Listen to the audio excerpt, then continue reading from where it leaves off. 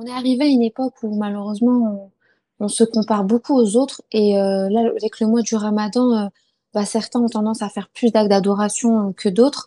Et le conseil que j'aimerais avoir, c'est comment faire en sorte de ne pas se sentir frustré par rapport à ce que nous on peut faire. Par exemple, j'entends des fois certaines personnes dire oui, moi j'ai clôturé la lecture du Coran 4-5 fois ce mois-ci. Quand je parle de ce mois-ci, je parle du mois de Ramadan. Et parfois, certaines d'autres personnes, elles peuvent l'avoir à peine clôturé une fois ou même pas l'avoir clôturé, avoir lu simplement quelques pages.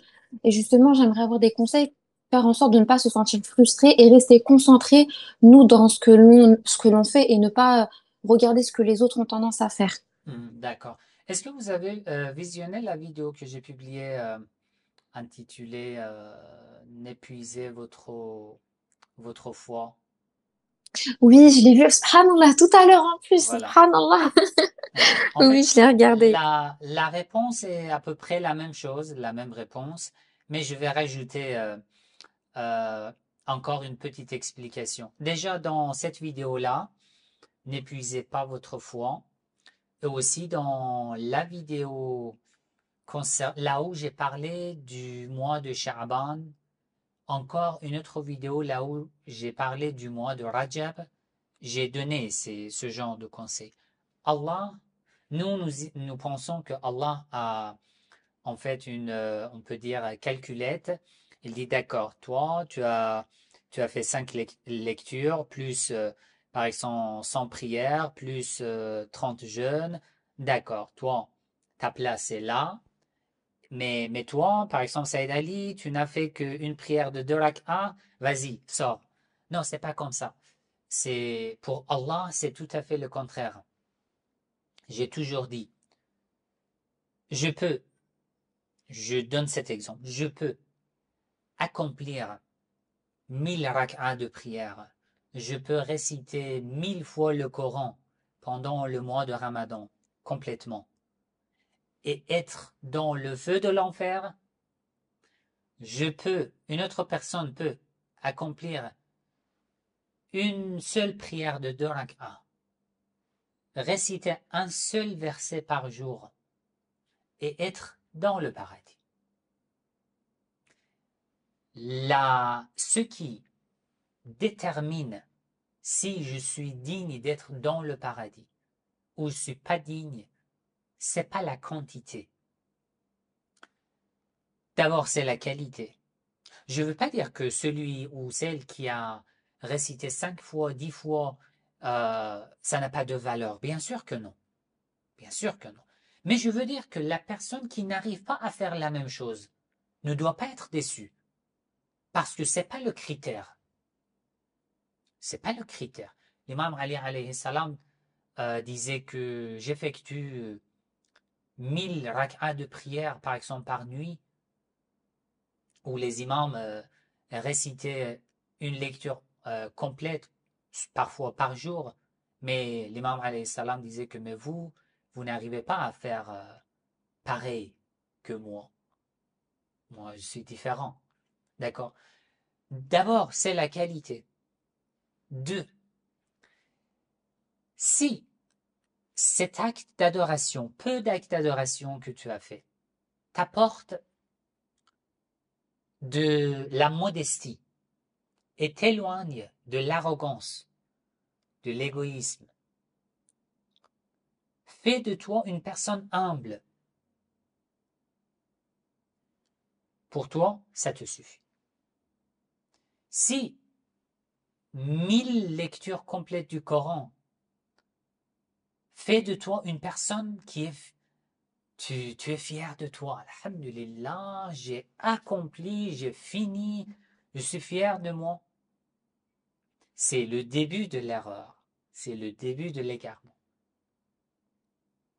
C'est le début. C'est une alerte. C'est dangereux. Il faut faire attention. Parfois même, on ne fait pas d'acte. Par exemple, je vois, je suis une personne qui fait beaucoup de péchés majeurs, qui a fait beaucoup, beaucoup, beaucoup, durant sa vie, beaucoup de péchés. Jamais de pratique d'acte d'adoration, jamais.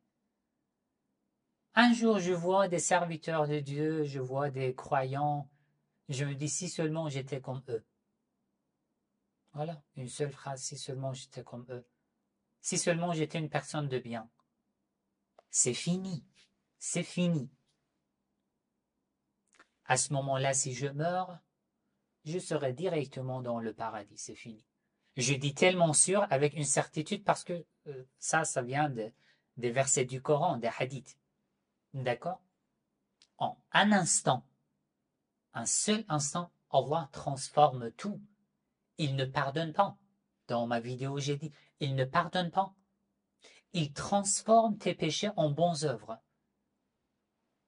Ça veut dire, par exemple, pendant 40 ans, tu as fait beaucoup de péchés et maintenant tu regrettes.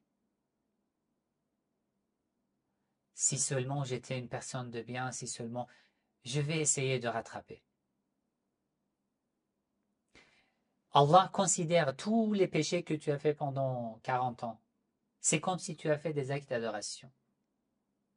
Bien sûr, sauf le mal que j'ai fait aux autres. Je dois leur demander pardon. Je dois rattraper. Et pour une autre personne qui a fait 40 ans d'actes d'adoration, et dans un instant, il dit, si seulement, par exemple, ou alhamdulillah, j'ai accompli tous les actes, mes obligations.